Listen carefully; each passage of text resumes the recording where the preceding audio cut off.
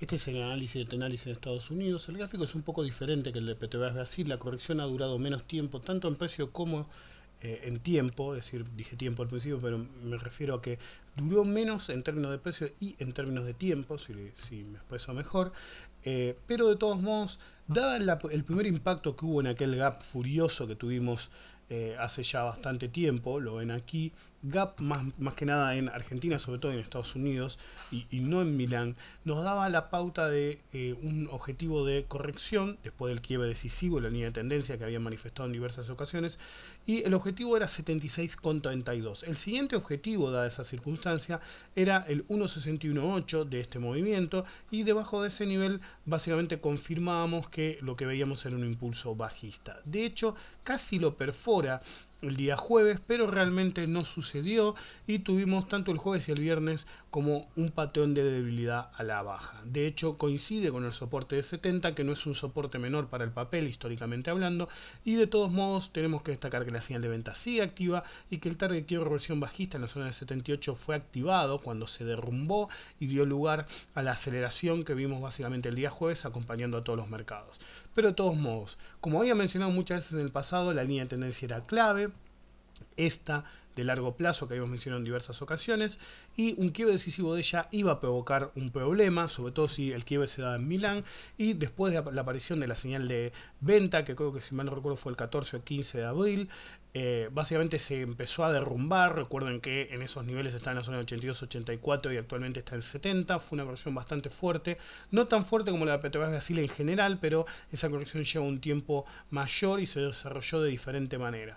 Pero de todos modos, cuidado con el soporte 70, habilita un rebote interesante. Fíjense que los mínimos fueron crecientes, viernes respecto de jueves, los dos días hubo debilidad a la baja y de hecho el cuerpo de la vela del día viernes fue blanco, lo que implica que hubo cierto intento de continuar al alza, pero de todos modos fíjense que hubo debilidad al alza de todos modos. Una línea importante es la línea gris, que vemos aquí. Fíjense esta línea gris que tenemos acá, ahora hice zoom out para que se vea bien, y que el día viernes fue, cuando rebotó, fue y chocó contra ella y se frenó. Es un nivel muy importante porque era el 50% de retroceso de toda la caída de Tenaris desde el máximo absoluto hasta el mínimo absoluto. Acá la vemos en 73.35, ¿sí? Esta la dejé ploteada en su momento porque es un nivel muy importante.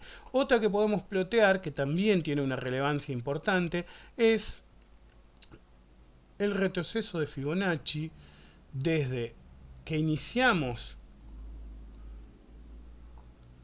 la línea de tendencia principal hasta el máximo absoluto. Si me deja elegirlo sin que se me mueva, no se me movió, y esa me coincide en el 38,2. ¿Sí? Entonces tenemos un clúster de Fibonacci entre el 50% de retroceso de toda la caída, ¿sí? El 38,2% de toda esta suba, desde no el mínimo en el caso de Argentina, porque hubo un tema de tipo de cambio, pero sí del mínimo de Estados Unidos y Milán, desde el momento que se dio ese mínimo, y nos coinciden en este clúster de Fibonacci también formado por el 1,61,8 de extensión en la zona de 68,98.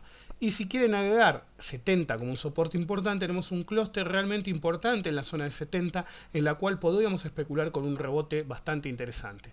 De todos modos, 70 es clave para el papel, eso es indiscutible. Un quiebre de ese nivel realmente complicaría mucho la situación. Tengan en cuenta que el objetivo más probable en movimientos como este es el 50%, y el 50% de retroceso de toda la salida alcista que mencionaba recién está debajo de la zona de 62. Entonces un nivel muy bajo dada la situación en que está el papel. Entonces tenemos que tener cuidado, ya que 70 es para bien o para mal la zona en la que definiría el papel nuevamente. Si logra mantener un rebote en los próximos días controlando el soporte 70, la presión bajista, veríamos un intento de búsqueda del anterior punto de equilibrio en la zona de 78 a 80. Si se confirma, como es lo más probable, en un pullback solamente para demostrar que esa zona ahora es resistencia, eventualmente iríamos a buscar la zona de 60 a 62. Pero para definir eso, clave es el nivel de 70 pesos. Si 70 no es quebrado a la baja, obviamente no continúa a la baja, pero un quiebre de 70 muy bruto, muy brusco si lo prefieren, habilitaría una caída realmente muy rápida hacia la zona de 60, que también es un nivel importante para el papel. Mientras ese caso no se dé, deberíamos tener un rebote interesante, mientras 70 aguante la presión bajista, hacia la zona de 78 u 80. Si bien podría quedarse en la zona de 75, la resistencia ahora, ya que fue quebrado, de 75 no es tan importante como la zona de 78-80. Entonces, señal de venta todavía activa, target quiebre reversión en 78, bajista activado, pero tenemos un clúster en términos de Fibonacci y soporte en la zona de 70 que da esperanzas para un rebote importante en los próximos días, buscando el anterior punto de equilibrio 78 o incluso la zona de 80 para ver ahí si realmente se confirma el quiebre mediante un pullback y demostrar que lo que fue soporte ahora será resistencia, o por el contrario logra recuperar por encima de ese nivel, lo cual parece muy improbable por ahora. Si 70 cediera en los próximos días a la presión bajista, realmente se iría a buscar muy fuerte la zona de 60 a 62 para ahí sí estar hablando de un punto de equilibrio un poco más sólido y de una búsqueda de un completamiento de la corrección mucho más importante.